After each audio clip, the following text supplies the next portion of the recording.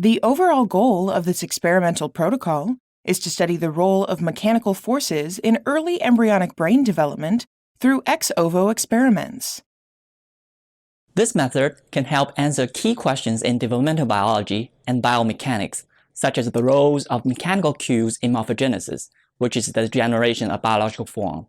The main advantage of this technique is that it enables the characterization of the role of mechanical forces in morphogenesis at the tissue and organism level. To begin this procedure, use delicate wipes with 70% ethanol to clean the fertilized specific pathogen-free white leghorn chicken eggs. Then, arrange the eggs in a longitudinal orientation on a holder. After that, set the egg incubator at a target temperature of 37.5 degrees Celsius and maintain the humidity at 48 to 55%.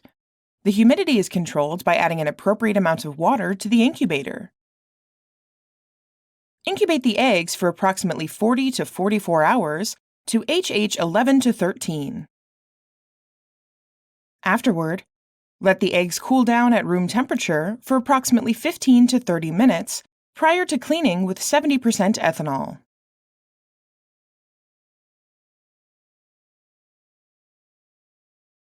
In this step, crack the eggs from the bottom, pull apart the shell gently, and carefully deposit the contents into a 150 by 15 millimeter Petri dish. To ensure the embryo side is up, keep the eggs in the same orientation as they were incubated while cracking them. Remove the thin albumin using a disposable pasture pipette. Separate the thick albumin from the yolk using the blunt-ended forceps.